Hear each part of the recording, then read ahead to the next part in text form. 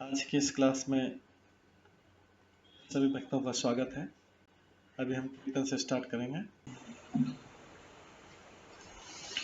जय राधा माधव कुंज बिहारी, जय राधा माधव कुंज बिहारी, जय गोपीजन वल्लभ गिरिवर धारी, जय गोपीजन वल्लभ गिरिवर धारी, यशोदानंदन व्रज जनरंजन, यशोदानंदन व्रज जनरंजन, यमुना तीरा वनचारी, यमुना तीरा वनचारी,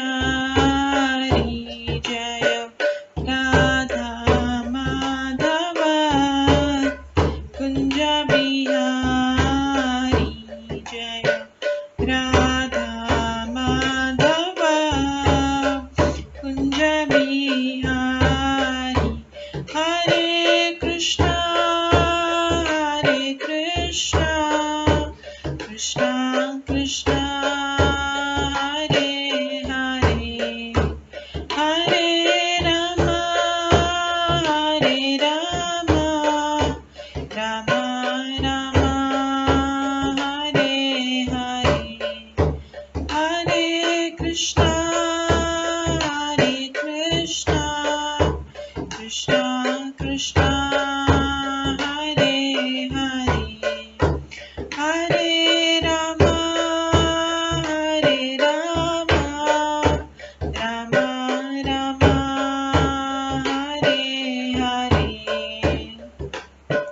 हरे कृष्णा कृष्णा कृष्णा हरे हरे, हरे राम राम राम हरे हरे, हरे कृष्णा कृष्णा कृष्णा हरे हरे, हरे राम राम राम हरे हरे, हरे कृष्णा कृष्णा कृष्णा हरे हरे, हरे राम राम राम हरे हरे, हरे कृष्णा कृष्णा कृष्णा हरे हरे, हरे राम राम राम हरे हरे, हरे कृष्णा कृष्णा कृष्णा हरे हरे, हरे राम राम राम हरे हरे, जय राधा माधव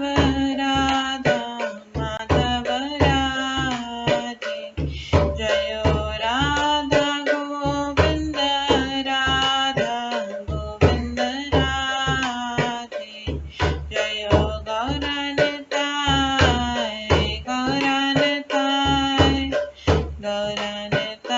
जय गौरनिताय, जय जय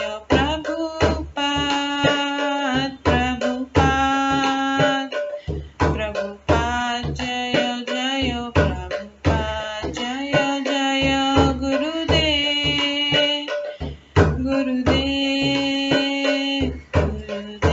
जय जय गुरुदेव, नित्य गौर हरि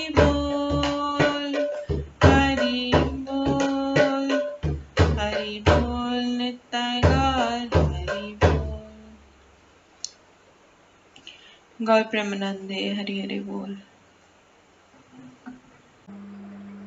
हरे कृष्णा। आज की इस क्लास में सभी भक्तों का स्वागत है। अभी मंगलाचरण से स्टार्ट करेंगे। ॐ अज्ञानतिमिरन्धस्य ज्ञानाञ्जनशलाकया चक्षुरुन्मिलितं येन तस्मै श्रीगुरुवे नमः। श्रीचैतन्यमनोभीष्टं स्थापितं येन भूतले स्वयं रूप कदा मह्यं ददाति स्वपदान्तिकम्। वन्देऽहं श्रीगुरो श्रीयुतपदकमलं श्रीगुरुं वैष्णवांश्च श्रीरूपं साग्रजातं सहगण रघुनाथान्वितं तं सजीवं साद्वैतं सावधूतं परिजनसहितं कृष्णचैतन्यदेवं श्रीराधाकृष्णपादान् सहगण ललिता श्रीविशाखान्वितांश्च नमो विष्णुपदाय कृष्णपृष्ठाय भूतले श्रीमते भक्तिवेदांत स्वामिन्निति नामिने। नमस्ते सरस्वती देवे गौरवाणी प्रचारिणे निर्विशेष शून्यवादी पाश्चात्य देशातारिणे। वाञ्छाकल्पतरुभ्यश्च कृपा सिन्धुभैव च पतितानां पावनेभ्यो वैष्णवेभ्यो नमो नमः। जय श्री कृष्ण चैतन्य प्रभु नित्यानंद श्री अद्वैत गदाधर शिवासादि गौर भक्तवृंद। हरे कृष्णा कृष्णा कृष्णा हरे हरे, हरे राम राम राम हरे हरे। ओम नमो भगवते वासुदेवाय। ओम नमो भगवते वासुदेवाय। ओम नमो भगवते वासुदेवाय। नारायणं नमस्कृत्य नरं चैव नरोत्तमं देवीं सरस्वतीं व्यासं ततो जयमुदीरये। नष्टप्रायेषु भद्रेषु नित्यं भागवत सेवया भगवते उत्तम श्लोके भक्तिर्भवति नैष्ठिकी। कृष्णाय वासुदेवाय देवकी नंदनाय च नन्दगोपकुमाराय गोविन्दाय नमो नमः। सर्ववेदान्तसारमे श्रीभागवतम् इष्यते तद्रसामृतात् नान्यत्र स्याद्रति क्वचित्। आराध्यो भगवान् ब्रजेश तनयस्तनधाम वृन्दावन रम्या काचिदुपासना व्रजवधूवर्गेण या कल्पिता। श्रीमद्भागवतं प्रमाणम् अमलं प्रेम कुमार्थमः श्रीचैतन्य महाप्रभुमतम् इदं तत्रादरो न परम्। मूकं करोति वाचालं पङ्गुलङ्घयते गिरिं यत्कृपातमहं वन्दे परमानन्दमाधवम्। हरे कृष्णा।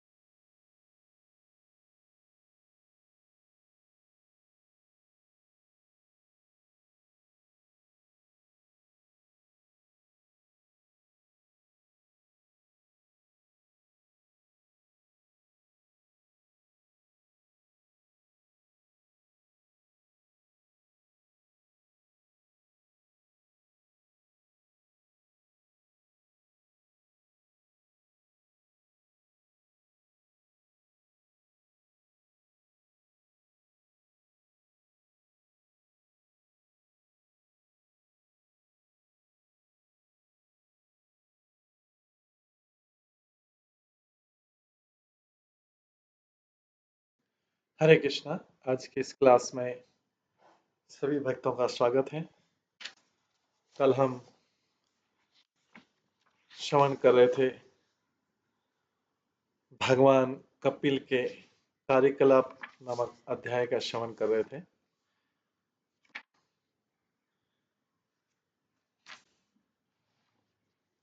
जिसमें हमने श्रवण किया था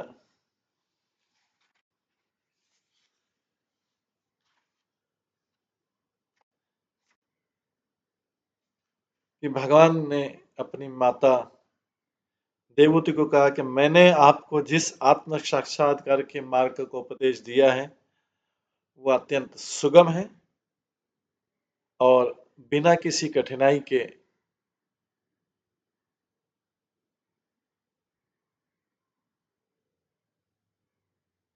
आप इसका पालन कर सकते हैं और ऐसा करके आप इस शरीर में शीघ्र ही मुक्त हो सकते हैं।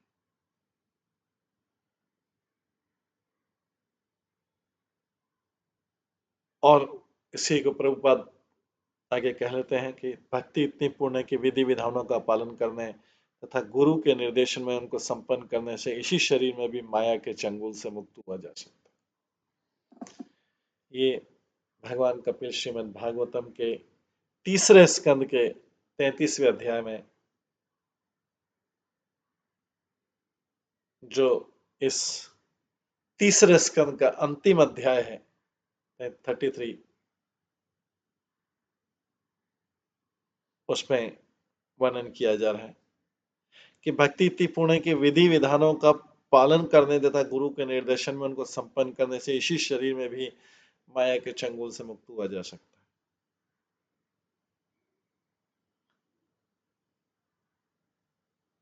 मुक्ति में अपने पद पर स्थित रहना सम्मिलित है। श्रीमद् भागवत में यही इसकी परिभाषा है, मुक्तिर स्वरूपेण व्यवस्थित। स्वरूप या जीव की वास्तविक पहचान का वर्णन चैतन्य महाप्रभु ने किया है। जीवेर स्वरूप हो कृष्ण नित्यदास। यदि कोई 100% भगवान की सेवा में व्यस्त रहता है तो उसे मुक्त समझना चाहिए। किसी के मुक्त होने या न होने की पहचान उसके भक्ति कार्य है, अन्य कोई लक्षण नहीं।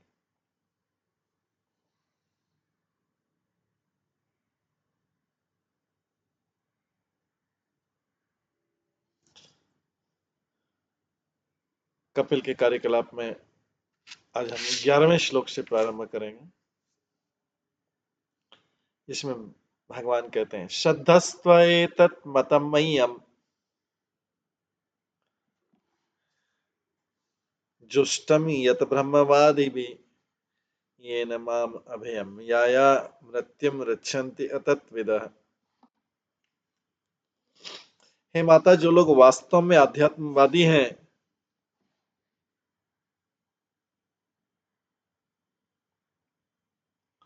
निश्चय मेरे उपदेशों का पालन करते हैं, मैंने जो आपको बताया।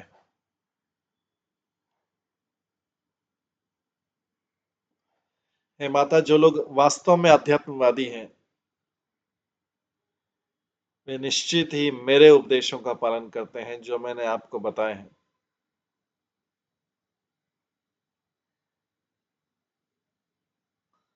आप आश्वस्त रहें, यदि आप इस आत्म साक्षात्कार के मार्ग पर सम्यक रीति से चलेंगी तो आप समस्त भयावह भौतिक कलमश से मुक्त होकर अंत में मेरे पास पहुंचेंगे। ये माता, जो लोग भक्ति की इस विधि से अवगत नहीं है वे जन्म मरण के चक्र से बाहर नहीं निकल सकते।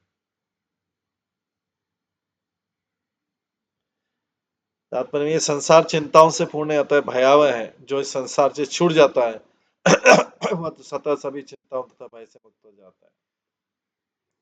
जो भगवान कपिल द्वारा प्रतिपादित भक्ति पथ का अनुसरण करते हुए आसानी से मुक्त हो जाते हैं।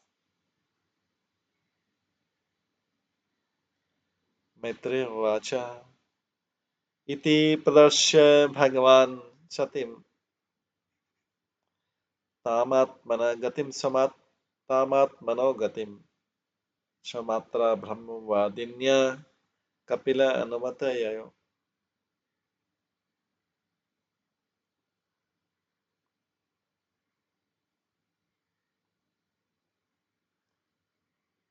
इति प्रदर्श्य भगवान सतिम तामात्मनः गतिम समात्रा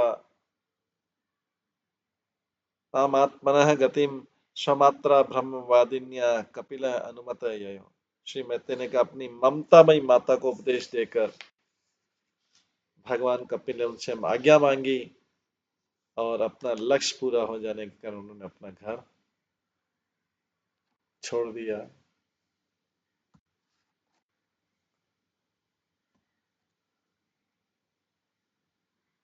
तो तात्पर्य कपिल के रूप में भगवान के प्रकट होने का लक्ष्य सांख्य दर्शन के दिव्य ज्ञान को वितरित करना था, जो भक्ति से पूर्ण है।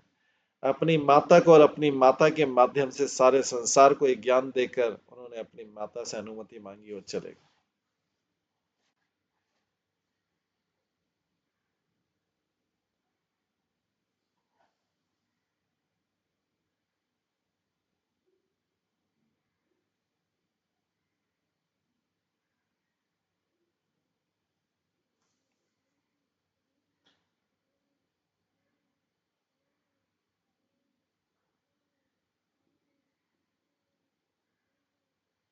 कपिल के रूप में भगवान के प्रकट होने का लक्ष्य सांख्य दर्शन के दिव्य ज्ञान को वितरित करना था, जो भक्ति से पूर्ण है। अपनी माता को और अपनी माता के माध्यम से सारे संसार को एक ज्ञान देकर उन्होंने अपनी माता से अनुमति मांगी और चले गए, क्योंकि फिर घर पर और अधिक रुकने की आवश्यकता नहीं।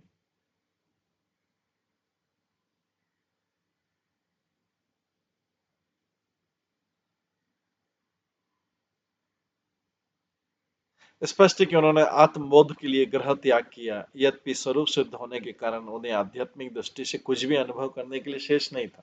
कपिल मुनि तो स्वयं भगवान के अंश अवतार और वैसे भी भारी रूप से भी कपिल सिद्ध योगी स्वरूप सिद्ध है।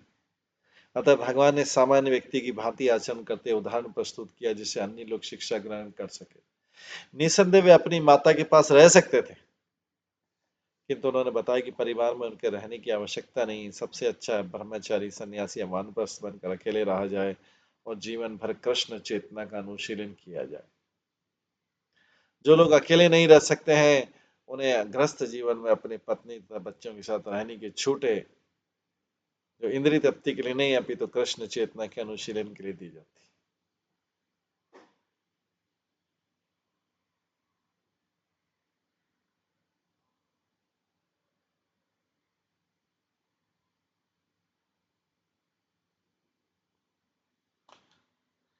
साचापि तनयुक्तेन योग आदेशन योग युक तस्मिन्नाश्रमे आपीडे सरस्वत्या समाहिता।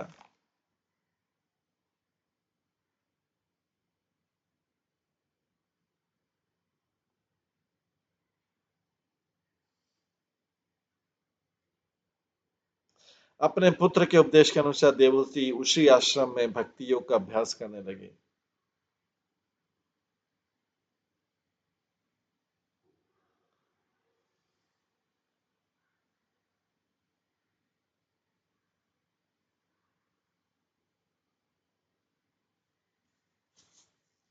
अपने पुत्र के उपदेश के अनुसार देवहूति उसी आश्रम में भक्ति योग का अभ्यास करने लगी।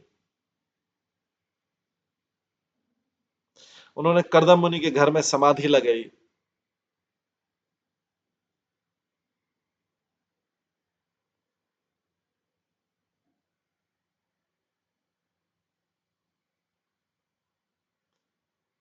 जो फूलों से इस प्रकार सुसज्जित है, मानो सरस्वती नदी का फूलों का मुकुट हो।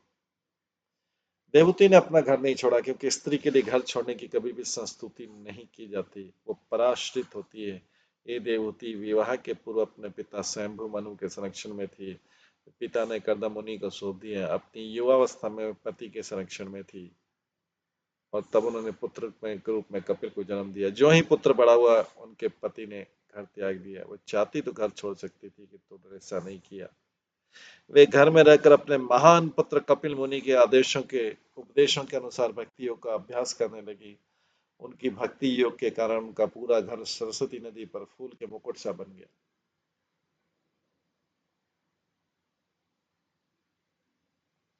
अभिक्षणावगाह कपिशान जटिलान कुटिल अलकान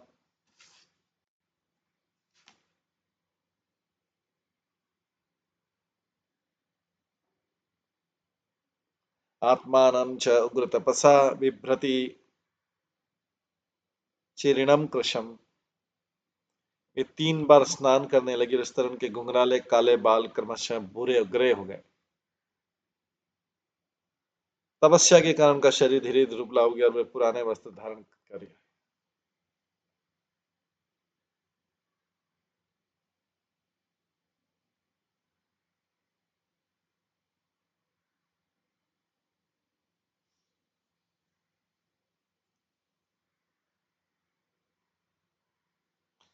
योगी ब्रह्मचारी वानप्रस्थ तथा सन्यासी दिन में कम से कम 3 बार प्रातः मध्याह्न तथा सायंकाल स्नान करते हैं। यहाँ तक कि कुछ गृहस्थ विशेष रूप से ब्राह्मण भी इसका पालन करते हैं। योगी ब्रह्मचारी वानप्रस्थ तथा सन्यासी दिन में कम से कम 3 बार प्रातः मध्याह्न तथा सायंकाल स्नान करते हैं। यहाँ तक कि कुछ गृहस्थ विशेष रूप से ब्राह्मण भी इसका पालन करते हैं। देवहूति एक राजा की पुत्री थी और राजा की तुल्य पत्नी भी थी। यद्यपि कर्दम मुनि राजा न थे, किंतु अपने योग से उन्होंने देवहूति को दासियों समेत समस्त ऐश्वर्य के साथ में रखा था। किंतु उन्होंने अपने पति के रहते ही तपस्या सीख ली थी, अतः उनके संयम बरतने में कोई कठिनाई नहीं। फिर भी पति तथा पुत्र के चले जाने के बाद उन्हें कठिन तपस्या करनी पड़ी, जिससे वे दुर्बल हो गई। आध्यात्मिक जीवन में मोटा होना अच्छा नहीं है, अपितु मनुष्य को दुर्बल होना चाहिए, क्योंकि मोटा होने पर आध्यात्मिक ज्ञान की प्रगति में बाधा पहुंचती है। मनुष्य को न तो अधिक खाना चाहिए, न अधिक सोना चाहिए, न अधिक आराम करना चाहिए। ऐच्छिक रूप से मनुष्य को कम भोजन करना चाहिए तथा कम सोना चाहिए। यही किसी योग के साधन की विधियां, चाहे भक्ति योग हो, ज्ञान योग हो या हठ योग।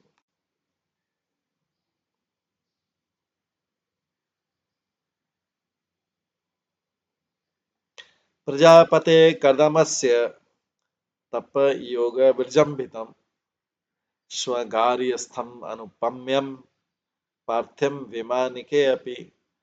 प्रजापति कर्दम का घर तथा उनकी गृहस्थी उनकी तपस्या तथा योग के बल पर इस प्रकार समृद्धि थी। प्रजापति के कर्दम का घर और उनकी गृहस्थी उनकी तपस्या तथा योग के बल पर इस प्रकार समृद्ध थी कि उनके ऐश्वर्य से आकाश में विमान से यात्रा करने वाले लोग भी ईर्ष्या करते थे। इस श्लोक में आया कि कर्दम मुनि की गृहस्थी के देखकर बाह्य अंतरिक्ष के पुरुष भी ईर्ष्या करते थे। वस्तुतः स्वर्ग के निवासियों के लिए कहा गया है। उनके विमान आजकल जैसे विमानों से नहीं होते, जो एक देश से दूसरे देश तक उड़ान भरते हैं। अपितु उनके विमान एक लोक से दूसरे लोक तक यात्रा करने में समर्थ।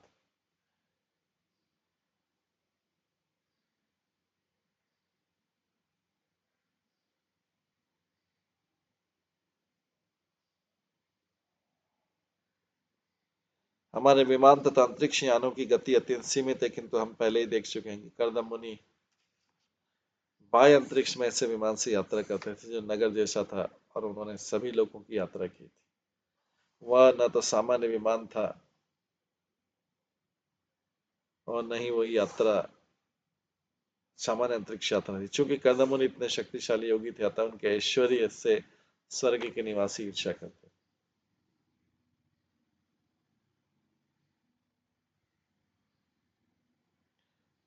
पयफेन निभाशय्य दान्तारूपमपरिच्छद आसनानि च हेमानि सुस्पशास्त्राणि च। यहाँ पर कर्दमूल्य के घरेलू ऐश्वर्य का वर्णन किया गया है।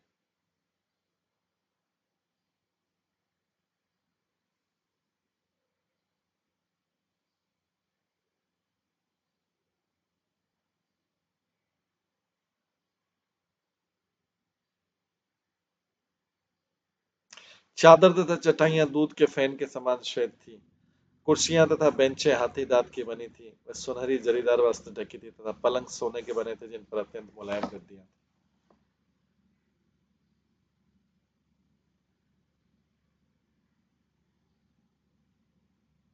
स्वच्छ स्फटिक कुडीयेषु महामरकतेषु च रत्न प्रदीपा अभान्ति ललना रत्न संयुता।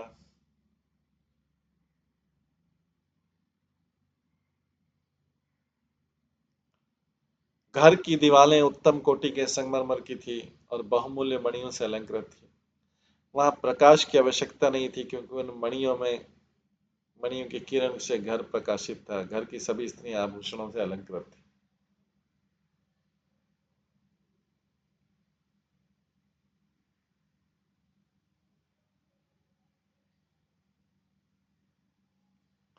इस कथन से पता लगता है कि गृहस्थी का ऐश्वर्य बहुमूल्य मणियों, हाथीदांत, अच्छे संगमरमर तो सोने और मणियों के बने साज सामान से प्रदर्शित होता था। कपड़े भी सुनहरी जरी से युक्त थे। हर वस्तु का कुछ न कुछ मूल्य होता था। यहाँ आज वहाँ आज के सामान समान नहीं थे जो मूल्य रहित प्लास्टिक या निम्न धातु का बना रहे। वैदिक सभ्यता का ढंग था कि घरेलू कामकाज में भी जो वस्तु प्रयोग होती थी वो मूल्यवान होती थी। आवश्यकता पड़ने पर तुरंत इसका विनिमय किया जा सकता था। इसी तरह यदि किसी सामान भी टूट जाए तो उसका भी मूल्य होता था। आज भी भारतीय जन अपने घरों में इस पद्धति को अपनाते हैं। वे धातु के बर्तन तथा स्वर्ण भूषण या चांदी के बने बर्तन और सोने की जरी वाले मूल्य माल व रेशमी वस्त्र रखते हैं, जिससे आवश्यकता पड़ने पर विनिमय में उन्हें कुछ धन मिल सके। उधार देने वाले ग्रस्तों के पीछे ऐसा विनिमय चलता है।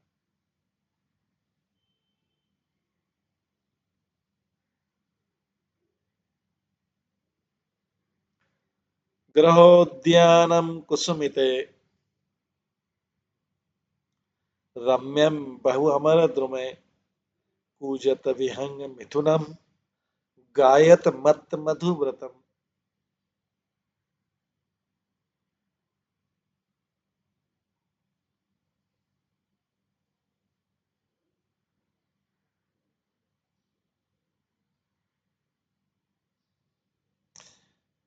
मुख्य घर का आंगन सुंदर बगीचों से घिरा हुआ था, जिनमें मधुर सुगंधित फूल तथा अनेक वृक्ष थे, जिनमें ताजे फल उत्पन्न होते थे और वे ऊंचे तथा सुंदर थे।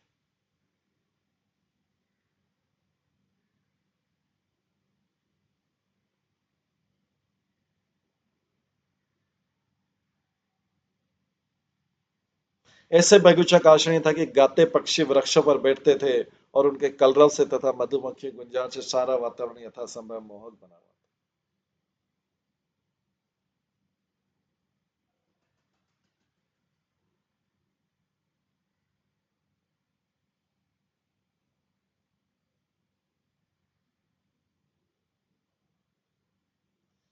यत्र प्रविष्टम आत्मानं विबुध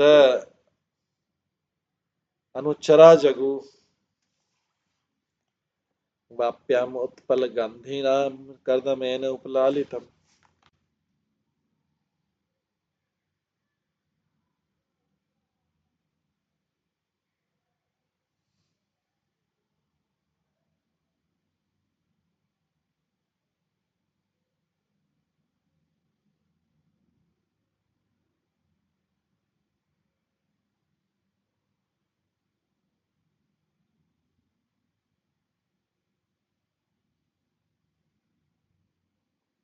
जब देवूती उस सुंदर बगीचे में कमल के फूलों से भरे ताल में स्नान करने के लिए प्रवेश करती थी, तो स्वर्गवासियों के संगी गंधर्वगण कर्दम के महिमा में ग्रस्त जीवन का गुणगान करते।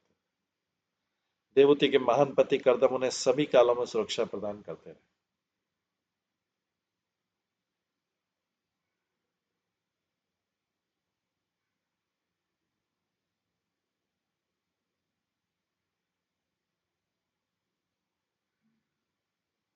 तात्पर्य श्लोक में आदर्श पति पत्नी का संबंध अत्यंत सुंदर ढंग से वर्णित है। कर्दम मुनि पति रूप में देवूती को सुख को सारे प्रमुख साधन प्रदान करते।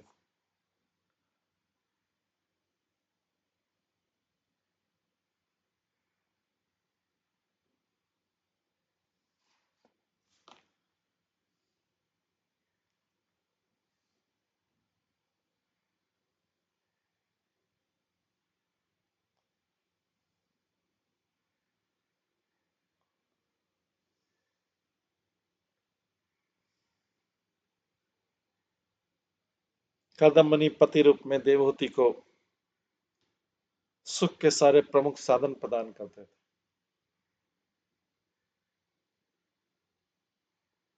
किंतु वे अपनी पत्नी के प्रति तनिक भी आसक्त नहीं थे। जो ही कपिल बड़े हुए वैसे ही कर्दम मुनि ने सारे पारिवारिक संबंध तोड़ दिए। इसी प्रकार देवहूति एक महान राजा स्वयंभू मुनि की पुत्री थी। वो योग्य सुंदर थी, किंतु अपने पति की सिद्धि पर पूर्णतः आश्रित थी। मनु के अनुसार स्त्री को जीवन की किसी भी अवस्था में स्वतंत्रता नहीं दी जानी चाहिए। बाल्यपन में स्त्री अपने माता पिता के संरक्षण में, युवा अवस्था में पति के संरक्षण में, बुढ़ापे में अपने सयाने पुत्र के संरक्षण में रहना चाहिए। मनु संहिता के इन सारे कथनों को देवती ने अपने जीवन में उतार लिया। बालिका रूप में वो अपने पिता के आश्रित थी और बाद में ऐश्वर्यमान होती भी अपने पति के तथा अंत में अपने पुत्र कपिल देव के आश्रय में।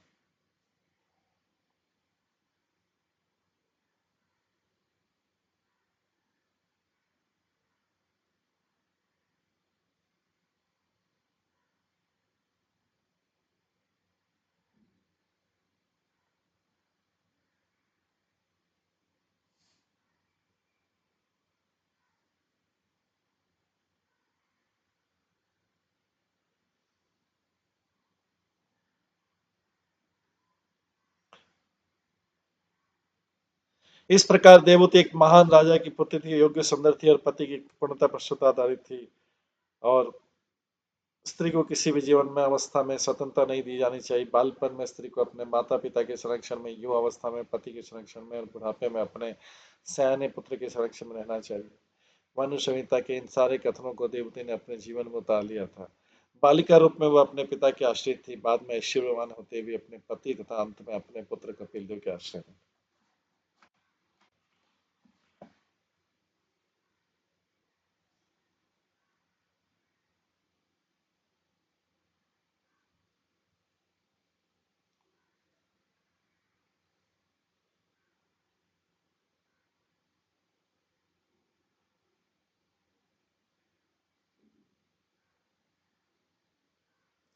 हित्वा ततीप्सितं तमम्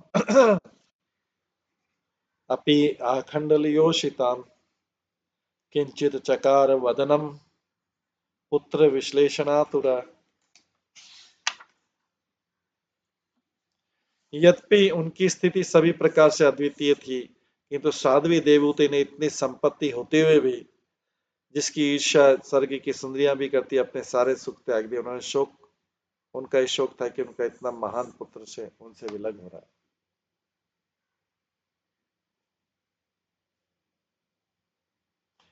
देवहूति को अपने भौतिक सुख छोड़ने का दुख न था, किंतु वे अपने पुत्र के वियोग से अत्यंत शोकाकुल थी।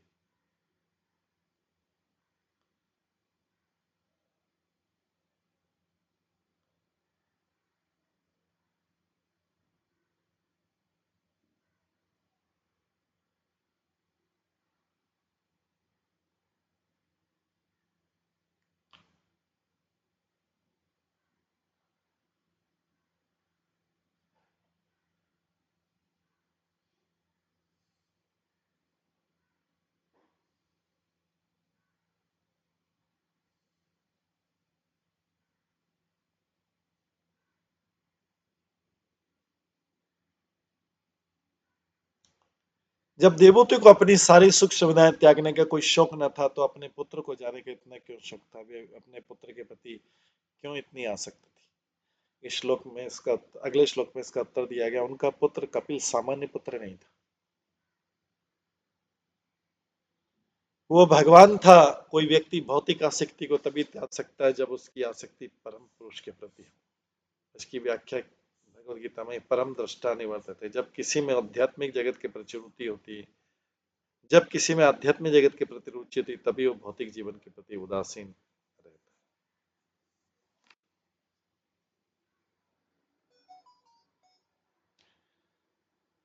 किसमें श्लोक है? वनम प्रविजते पत्य अपत्य विरह आतुरा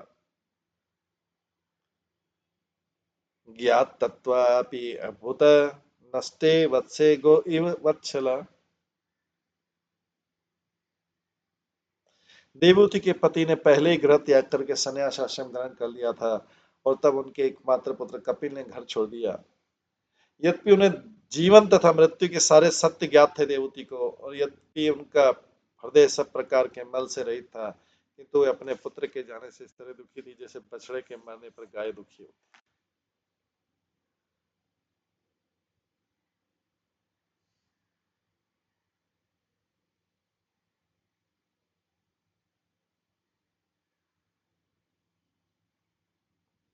जिस स्त्री का पति घर से दूर हो या सन्यासी हो गया, उसे अत्यंत दुखी नहीं होना चाहिए, क्योंकि उसके पति का प्रतिनिधि, उसका पुत्र उसके पास में रहता है। शास्त्रों का वचन है, आत्मेय पुत्रो जायते, पति के शरीर का प्रतिनिधित्व पुत्र करता है।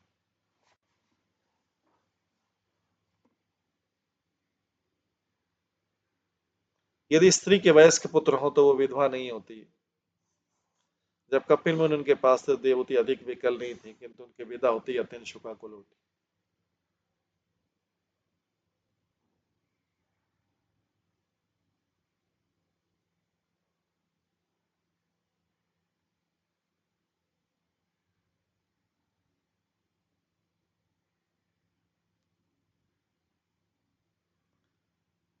वे इसलिए शोक संतप्त नहीं थी कि कर्दम मुनि के साथ उनका सांसारिक संबंध था, अपितु भगवान के प्रति अपने सत्यनिष्ठ प्रेम के कारण वे संतप्त।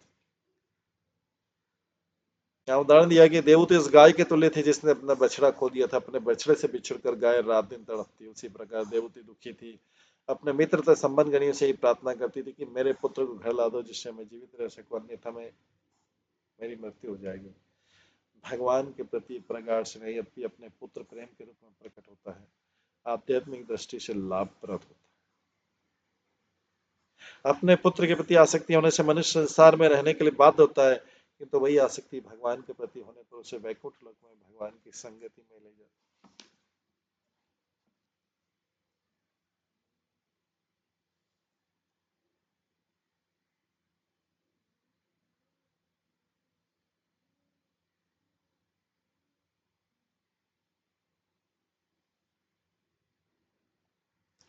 हर स्त्री अपने को देवहूति के समान योग्य बनाकर भगवान को पुत्र के रूप में प्राप्त कर सकती है।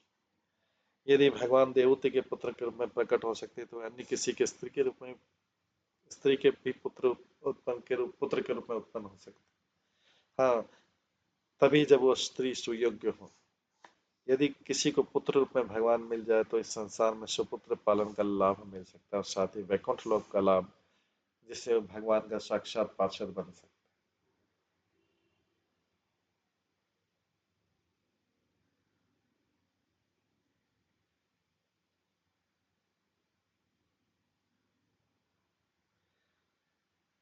आगे तमेव ध्यायति देवम अपत्यम कपिलम हरिम बभूव चरित वत्स निस्पृशः तादृशे ग्रहे। हे विदुर, इस प्रकार अपने पुत्र भगवान कपिल देव का ध्यान करती हुए शीघ्र ही उत्तम ढंग से सजे अपने घर के प्रति अनासक्त उठी।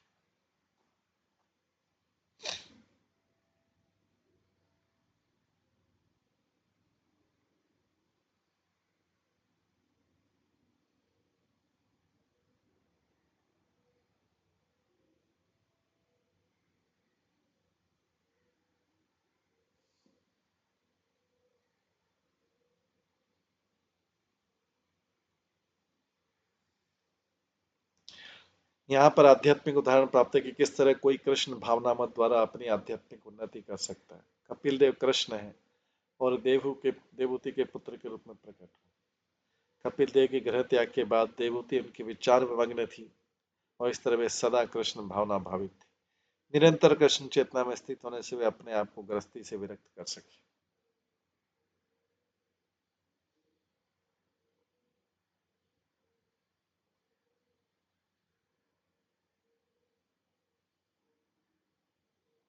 जब तक हम अपनी आसक्ति को भगवान में स्थानांतरित नहीं कर देते, तब तक भौतिक आसक्ति से छूटने की कोई संभावना नहीं रहती।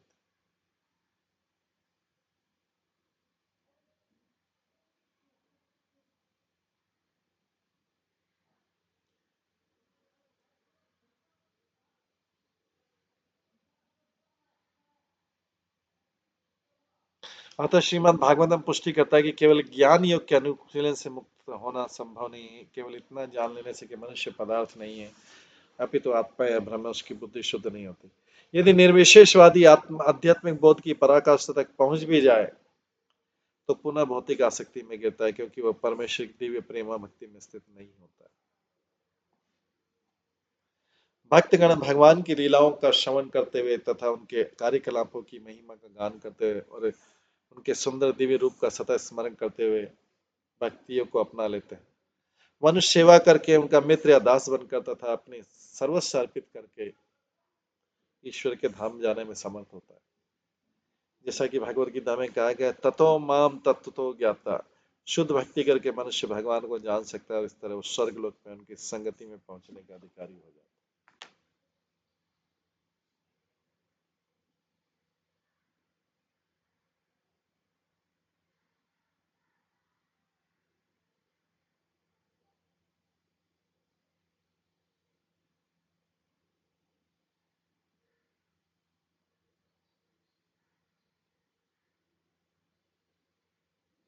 ध्यायति भगवत रूपम यथा ध्यान गोचरम सूत प्रसन्न वदनम समस्त व्यसत चिंतया। तत्पश्चात निरंतर हसमुख अपने पुत्र भगवान कपिल देव से अत्यंत उत्सुकता पूर्वक एवं विस्तार पर सुनकर देवहूति परमेश्वर के विष्णु रूप का ध्यान करने लगी।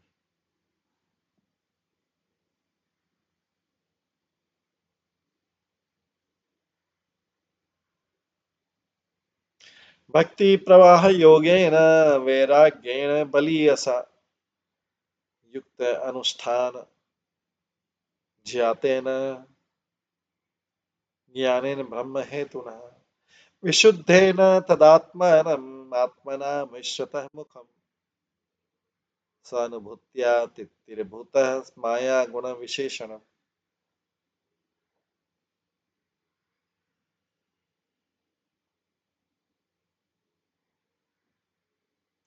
उन्होंने भक्ति में गंभीरता पूर्वक संलग्न रहकर ऐसा किया। चूंकि उनका वैराग्य प्रबल था, अतः उन्होंने मात्र शारीरिक आवश्यकताओं को ग्रहण किया।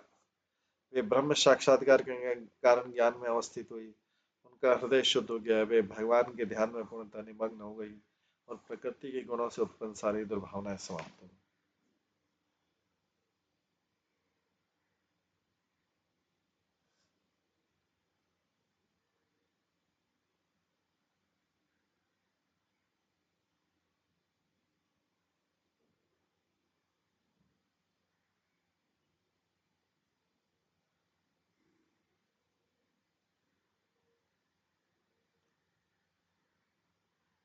उन्होंने भक्ति में गंभीरता पूर्वक संलग्न कर ऐसा किया।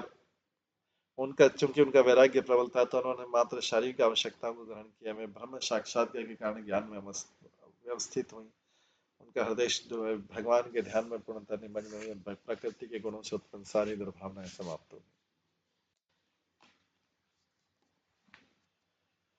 ब्रह्मणि अवस्थित मति भगवती आत्मसंश्रये निवृत्त जीव आपत्तित्वात् क्षीण क्लेशाप्त निवृत्ति। उनका मन भगवान में पूर्णतः निमग्न हो गया और उन्हें स्वतः निराकार ब्रह्म का बोध हो गया। ब्रह्म सिद्ध आत्मा के रूप में भौतिक जीवन की बोध की उपाधियों से मुक्त हुई। इस प्रकार उन्हें सारे क्लेश मिट गए, उन्हें दिव्य आनंद प्राप्त हुआ। पिछले श्लोक में बताया गया कि देवहूति पहले से ही परम सत्य से अवगत थी, अतः यह प्रश्न किया जा सकता है कि फिर वे ध्यान क्यों कर रही थी। बात है कि जब कोई सिद्धांत रूप में परम सत्य की व्याख्या करता है, तो उसे परम सत्य की निराकार प्रतीति होने लगती है। इसी प्रकार जब कोई उनके स्वरूप गुण लीला तथा उनके पार्षदों के विषय में गंभीरता को विवेचन करता है, तो वह उनके ध्यान में स्थित होता है। परमेश्वर का ज्ञान पूर्ण होने पर निराकार ब्रह्म का तो स्वतः ज्ञान हो जाता है। ज्ञान परमेश्वर की तीन दृष्टियों से अनुभव होता है: निराकार ब्रह्म, अंतर्यामी परमात्मा, पूर्ण पुरुषोत्तम भगवान। अतः यदि कोई परमेश्वर के ज्ञान में स्थित है, इसका अर्थ है कि उसे परमात्मा तथा निराकार ब्रह्म की प्रतीति है। अगर कोई पूर्ण ज्ञान हो गया, तो ज्ञान से कहां तक मिल सकता है? निराकार ब्रह्म ही ज्यादा परमात्मा। भागवत गीता में आता ब्रह्म भूत प्रश्नात्मा। इसका अर्थ हुआ कि जब तक मनुष्य भाव बंधन से मुक्त नहीं होता, ब्रह्म में स्थित नहीं होता, तब तक भक्ति को समझने या कृष्ण भावनावत में प्रवृत्त होने का प्रश्न नहीं होता। जो कोई कृष्ण की भक्ति में लग जाता है, उसे पहले ही ब्रह्म की प्रतीति हो चुकी होती है, क्योंकि भगवान के दिव्य ज्ञान में ब्रह्म ज्ञान तो सम्मिलित है। भागवत गीता द्वारा उसकी प्रस्तुति ब्रह्मणो ही प्रतिष्ठा, श्री भगवान की प्रतीति ब्रह्म पर निर्भर नहीं होती। विष्णु पुराण पुष्टि करता है कि जिसने सर्वमंगल परमेश्वर की चरण ग्रहण कर लिए, वो पहले से एक ब्रह्म ज्ञान में स्थित है। दूसरे शब्दों में, जो वैष्णव होता है, पहले से ही ब्राह्मण होता है।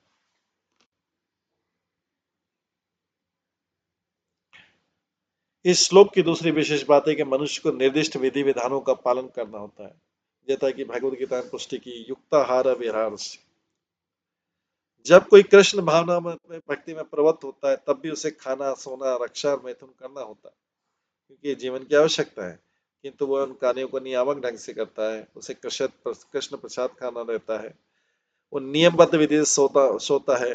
सिद्धांत है कि नींद की अवधि कम की जाए तथा भोजन कम किया जाए, उतना ही ग्रहण किया जाए जितने से शरीर ठीक ठाक है। संक्षेप में चाहे तो जीवन का उद्देश्य इंद्रिय तृप्ति न होकर आध्यात्मिक उन्नति है। इस प्रकार से संभोग में कमी की जाए। संभोग का उद्देश्य केवल कृष्ण भक्त संतान उत्पन्न करना है, अन्यथा संभोग की कोई आवश्यकता नहीं है।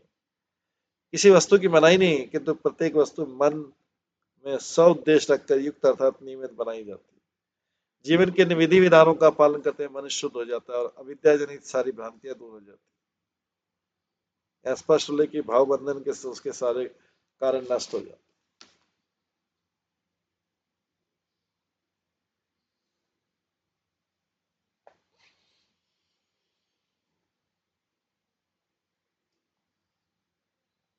अनर्थ निवृत्ति सूचित करता है कि शरीर अवांछित है। हम तो आत्मा है और इस भौतिक शरीर की हमें कोई आवश्यकता नहीं। ये शरीर अवांछित है। अनंत निवृत्ति का सूचित करता है कि ये शरीर अवांछित है। हम तो आत्मा और शरीर के भौतिक शरीर की हमें कोई आवश्यकता नहीं, कि तो हमने शरीर का भोग करना चाहा, अतः हमें भगवान के निर्देशन में माया के माध्यम से शरीर मिला।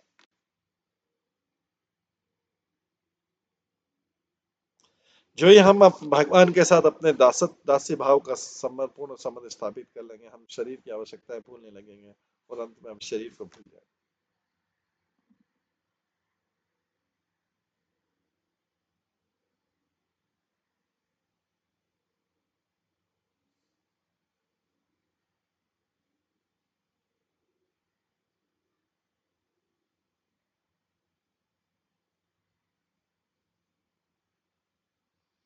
कभी कभी स्वप्न में हमें ऐसा शरीर प्राप्त होता है जिसके द्वारा हम स्वप्न में कार्य करते रहते हैं। मुझे स्वप्न आ सकता है कि मैं आकाश में उड़ रहा हूँ या किसी जंगल या अज्ञात स्थान में गया हूँ, किंतु जो ही मैं जगता हूँ तो शरीर भूल जाता है। इस प्रकार जब कोई कृष्ण भावनावत में होता है तो उसे शरीर के सारे विकार भूल जाते हैं। हम माता के गर्भ में से जन्म लेने के बाद निरंतर शरीर बदलते हैं, किंतु जब हमने कृष्ण चेतना भाग प्राप्त कर लिए तो हम उन सारे शरीरों को भूल जाते हैं। तब शारीरिक आवश्यकताएं गौण हो जाती है, क्योंकि आत्मा का कार्य वास्तविक आध्यात्मिक जीवन में।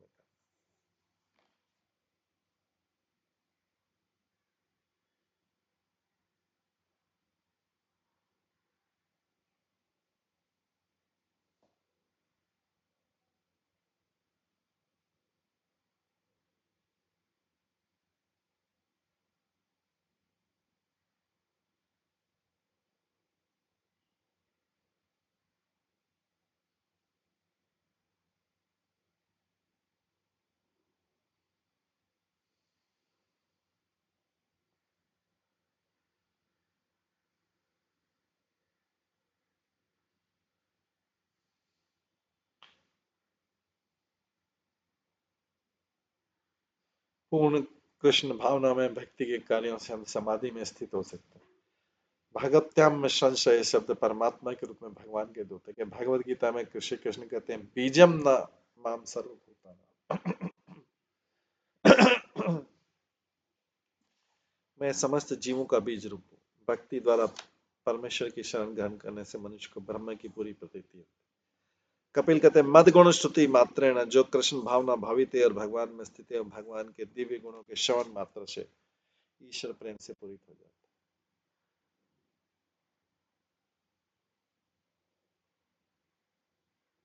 है। देवहूति को उनके पुत्र कपिल देव ने पूरी तरह उपदेश दिया था कि किस तरह विष्णु के स्वरूप पर मन को केंद्रित किया जाए। भक्तियों के संबंध में अपने पुत्रों द्वारा दिए गए उपदेशों का अनुसरण करके उन्होंने अपने मन में भगवान के स्वरूप का ध्यान किया। ब्रह्म साक्षात्कार अर्थात योग प्रति अर्थात भक्तियों की यही पूर्णता है। अंतर जब मनुष्य परमेश्वर के विचार में पूरी तरह निमग्न हो जाता है तो निरंतर उनका ही ध्यान करता है, वही सर्वोच्च सिद्धि। भागवत गीता में पुष्टि की कि इस प्रकार से जो सदैव ध्यान मग्न रहता है वही उच्च कोटि का योगी।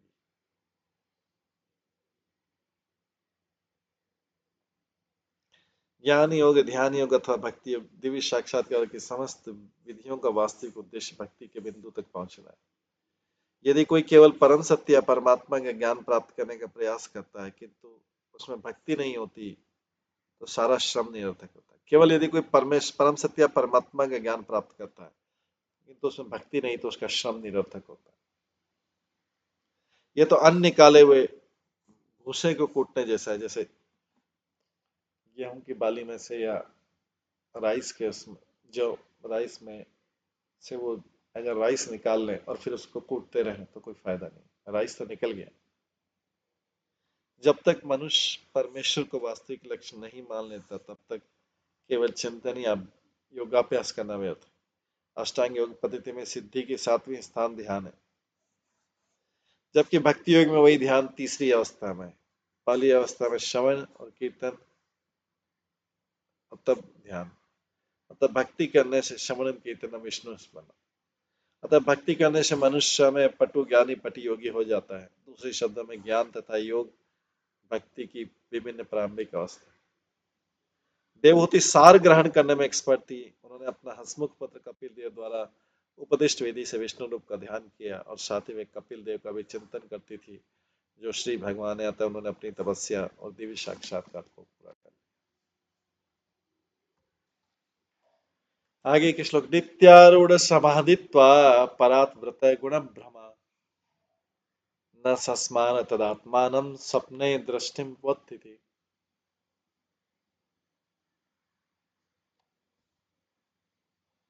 नित्य समाधि में स्थित होने तथा प्रकृति के गुणों से उत्पन्न भ्रम से मुक्त होने के कारण वे अपना शरीर वैसे ही भूल गया।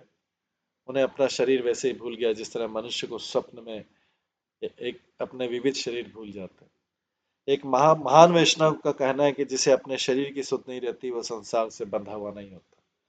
जब तक हमें अपने शरीर की सुध रहती तब तक ये समझना चाहिए कि हम प्रकृति के तीनों गुणों से बद्ध। यह विस्मृति तभी संभव है जब हम अपनी इंद्रियों को भगवान की दिव्य प्रेम और भक्ति में लगा। बद्ध अवस्था में मनुष्य अपनी इंद्रियां परिवार के सदस्य, समाज अथवा देश के सदस्य के रूप में लगा। किंतु जब वो ऐसी भौतिक सदस्यता को भूलकर अनुभव करता है कि वो भगवान का नित्य दास है तो वही संसार की वास्तविक स्मृति। ये विस्मृति असल में भगवान की सेवा करने पर ही उत्पन्न होती।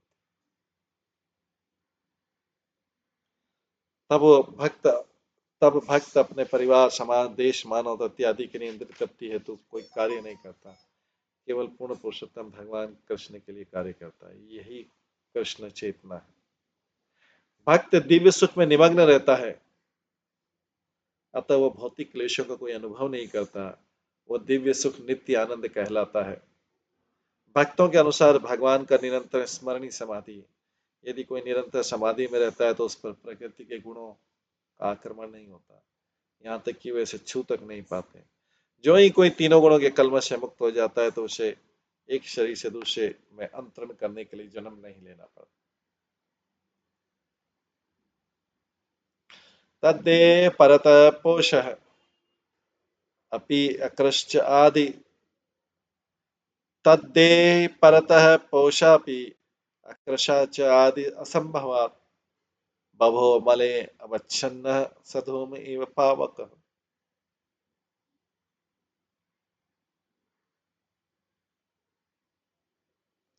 उसके द्वारा शरीर की देखभाल उसके पति कर्दम द्वारा उत्पन्न अप्सराओं द्वारा की जा रही थी और चूंकि उसे समय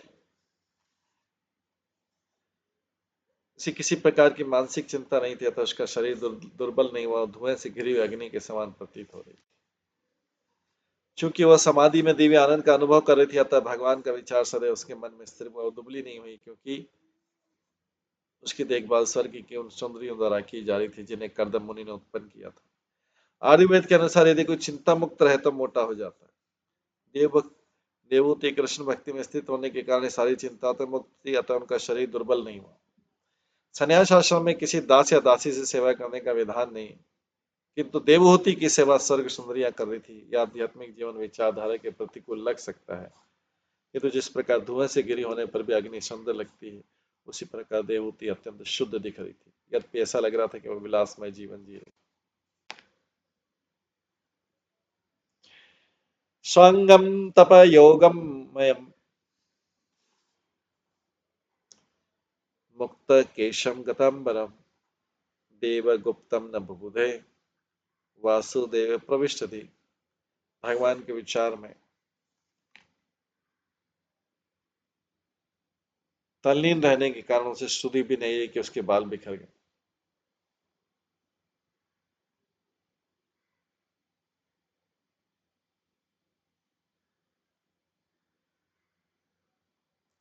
और उसके वस्त्र अस्त व्यस्त हो गए। इस श्लोक में देवगुप्तम शब्द अत्यंत महत्वपूर्ण है। इसका अर्थ है कि भगवान द्वारा रक्षित। एक बार भगवान की शरण ग्रहण कर लेने पर वे ही भक्त के शरीर के पालन करते हैं और उसकी रक्षा के लिए किसी प्रकार की चिंता नहीं रह जाती। श्रीमद् भागवतम के द्वितीय स्कंद के द्वितीय अध्याय में कहा गया, पूर्ण शरणागत व्यक्ति को अपने शरीर की पालन की परवाह नहीं रहती। परमेश्वर असंख्य प्रकार के जीवों का पालन करते हैं, अतः जो उनकी सेवा में संलग्न है वो आरक्षित कैसे रह सकते। जिसका भगवान ही पालन कर रहे हैं उसको अपने शरीर की क्या चिंता। अतः स्वाभाविक है कि देवती को अपने शरीर की सुध नहीं थी, उसकी रक्षा तो परम पुरुष कर रहे थे। तो पूर्ण शरणागत है, उसको अपने शरीर के पालन करने की चिंता नहीं थी, क्योंकि शरीर का पालन तो भगवान करे। एवं सा कपिलुक्तेन मार्गे चरित चेतः परम आत्मानं ब्रह्म निर्माणम भगवंतम वाप्य। हे विदुर, कपिल द्वारा बताए गए नियमों का पालन करते हुए देवहूति शीघ्र ही भाव बंधन से मुक्त हो गई और बिना कठिनाई के परमात्मा स्वरूप भगवान को प्राप्त।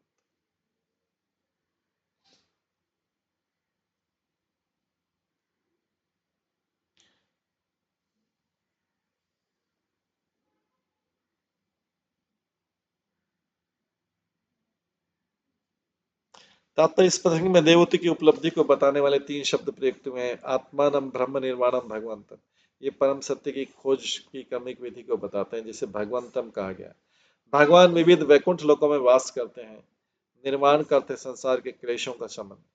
जब कोई वैकुंठ को जाता है तो सारे क्लेशों से स्वतः मुक्त हो जाता है। यही ब्रह्म निर्माण है। वैदिक शास्त्रों के अनुसार निर्माण का अर्थ है भौतिक जीवन का अंत। निर्वाण का अर्थ है भौतिक जीवन का अंत। आत्मानम का अर्थ है हृदय के भीतर परमात्मा का साक्षात्कार। अंततः परम सिद्धि तो भगवान का साक्षात्कार। ये समझ लेना चाहिए कि देवलोक की जिस लोक में प्रविष्ट हुई, जिसे कपिल वैकुंठ कहते हैं, वैकुंठ लोगों की संख्या अनंत है। आगे, तत्वीर आसित पुण्यतम क्षेत्रम त्रैलोक्य विश्रुतम नाम नाम सिद्ध पदम अत्र्या नाम नाम सिद्ध पदम यत्र सा संसिधि उपयशी। विदुर, जिस स्थान पर देवहूति ने सिद्धि प्राप्त की वह स्थान अत्यंत पवित्र माना जाता है। ये तीनों लोकों में सिद्ध पद नाम से जाना जाता है। तस्यातत योग विदुत मात्यम मत्यम अभूत शरीर स्रोत्साम प्रवरा सौम्य सिद्धि दा सिद्ध सेविता। है विदुर, उनके शरीर के तत्व पिघल कर जल बन गए देवहूति के, और अब समस्त नदियों में सबसे पवित्र नदी के रूप में बह रहे हैं। जो भी इसमें स्नान करता है उसे सिद्धि प्राप्त होती है, तो सिद्धि के इच्छुकों को उसमें स्नान करते हैं। सिद्ध पद के नाम से विख्यात ये जगह। कपिल द्वारा बताए गए नियमों का पालन करते देवती शीघ्र भाव बंधन से मुक्त हो। कपिलो अपि महायोगी भगवान पितृ आश्रमात मातरम समनुज्ञाप्य प्राग उदीचिम दिशम। हे विदुर, भगवान महामुनि भगवान कपिल जो है अपनी माता की आज्ञा से अपने पिता का आश्रम छोड़कर उत्तर पूर्व दिशा की ओर चले गए। अपने पिता का आश्रम छोड़कर कपिल मुनि वहां चले गए। सिद्ध चारण गंधर्वे मुनि भी च अप्सरा गणे स्तूयमान समुद्रेण दत्तहरण निकेतन। कहा गए कपिल देव, जब ये उत्तर दिशा की तरफ जा रहे थे कपिल मुनि, तो चारणों, गंधर्वों, मुनियों तथा अप्सराओं ने उनकी स्तुति की और सब प्रकार से उनको सम्मान किया। समुद्र ने उनका पूजन किया और रहने के लिए स्थान दिया। कहा जाता है कि कपिल मुनि पहले हिमालय की ओर गए, वहां गंगा के उद्गम की खोज की, फिर वे गंगा के मुहाने पर आए, समुद्र में आए, गंगा की खोज करते करते गंगा कहाँ एंड हो रही है, समुद्र से मिल रही, वो करते करते आए, बंगाल की खाड़ी में आए। सागर ने उन्हें रहने का स्थान दिया, जिसे आज भी गंगा सागर कहते हैं। यहाँ गंगा नदी समुद्र से मिलती है, स्थान गंगा सागर तीर्थ कहलाता है। और जैसा कि हम जानते हैं, आज मकर संक्रांति है। आज पूरे विश्व से लोग आते हैं गंगा सागर तीर्थ में स्नान करने के लिए, कपिल मुनि का स्थान है। तो ये आज प्रसंग आ रहा है भागवतम का, आज ही के दिन आ रहा है, आज ही मकर संक्रांति है। और आज ही सब लोग गंगा सागर तीर्थ में जाते हैं, जहां पर आज के दिन स्नान करते हैं, जहां पर कपिल मुनि आज भी निवास करते हैं। गंगा के मुहाने पर समुद्र में आए, जिसे आजकल बंगाल की खाड़ी कहते हैं। सागर ने उन्हें रहने के लिए स्थान दिए, जिसे आज भी गंगा सागर कहते हैं। यहाँ पे गंगा नदी समुद्र से मिलती है और ये गंगा सागर तीर्थ कहलाता है। आज भी लोग यहाँ जाकर सांख्य दर्शन के संस्थापक कपिल को नमस्कार करते हैं। आज ही वो दिन है जिसमें सब लोग गंगा सागर में स्नान करने जाते हैं, कपिल मुनि के आश्रम में दर्शन करके आते हैं। ये वही कपिल मुनि। तो ये हमका बड़ा सौभाग्य कि आज के दिन ये प्रसंग आ रहा है भागवतम में, आज ही के दिन आ रहा है, और आज ही मकर संक्रांति शाम से चालू हो रही, आफ्टरनून के बाद से चालू हो रही मकर संक्रांति आज, और कल तक चलेगी।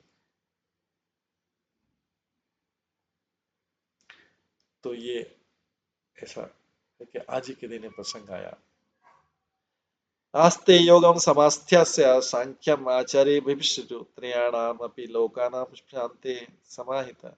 आज भी कपिल मुनि तीनों लोगों के जीव को उद्धार करने के लिए यहाँ गंगा सागर में समाधिस्थ है, और सांख्य दर्शन के समस्त आचार्य उनकी पूजा करते हैं। बोलिए गंगा सागर तीर्थ की जय, मकर मकर संक्रांति उत्सव की जय। एतत् निगतिं तात यत पृष्ठ अहम तवानघ कपिलस्य च संवाद देवहूत्या च पावन। है पुत्र, तुम्हारे पूछे जाने पर मैंने तुम्हें बताया है। पाप रहित कपिल देव तथा उनकी माता के वृत्तांत तथा उनके कार्यकलाप समस्त वार्ताओं में शुद्धतम है।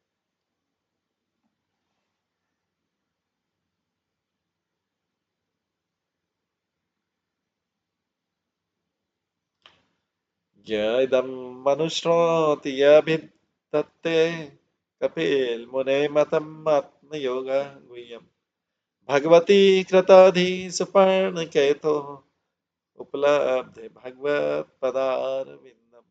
कपिल देव तथा उनकी माता के व्यवहारों का विवरण अत्यंत गोपनीय है। जो भी इस वृत्तांत को सुनता है, पढ़ता है, वो गरुड़ ध्वज भगवान का भक्त बन जाता है। बाद में उनकी दिव्य प्रेमा भक्ति में प्रवृत्त होकर भगवत धाम में प्रवेश करता है। कपिल तथा उनकी माता देवहूति का वृत्तांत इतना पूर्ण तथा दिव्य है कि यदि कोई इसे केवल सुनता है, पढ़ता है, तो उसे जीवन की सर्वोच्च सिद्धि प्राप्त होती है, क्योंकि वो भगवान के चरण कमलों की सेवा में लग जाता है। इसमें संदेह नहीं कि देवहूति ने मानव जीवन की सर्वोच्च सिद्धि प्राप्त की, जिन्होंने भगवान को पुत्र रूप में प्राप्त कर कपिल के उपदेश का सुचारू रूप से पालन। इस प्रकार से कपिल मुनि के कार्यकलाप का वर्णन हुआ, और इस तरह से भागवतम के तीसरे स्कंद का पदार्पण हुआ। तीसरा स्कंद आज यहीं पे विराम देते हैं। तीसरे स्कंद से कल से हम चौथा स्कंद स्टार्ट करेंगे, जिसमें मनु की वंशावली और ध्रुव महाराज का चरित्र। तो तीसरे स्कंद में आज ये बहुत सुंदर प्रसंग था कि किस तरीके से गंगा सागर में कपिल भगवान समाधि स्थित हो गए। आज भी वहां पे समाधि स्थित है, और आज ही के दिन मकर संक्रांति के दिन सभी श्रद्धालुगण गंगा सागर तीर्थ में स्नान करने जाते हैं। हरे कृष्ण। सभी भक्तों का बहुत बहुत धन्यवाद। सभी भक्तों के लिए एक बार हरे कृष्ण महामंत्र का जप करते हैं। हरे कृष्णा कृष्णा कृष्णा हरे हरे, हरे राम राम राम हरे। श्रीमद् भागवतम महापुराण की जय। श्रील प्रभुपाद की जय। तीसरे स्कंद की समाप्ति की जय। कपिल मुनि के द्वारा देवहूति को दी गई शिक्षाओं की जय। कपिल मुनि के समाधि गंगा सागर तीर्थ की जय। मकर संक्रांति उत्सव की जय। हरे कृष्ण।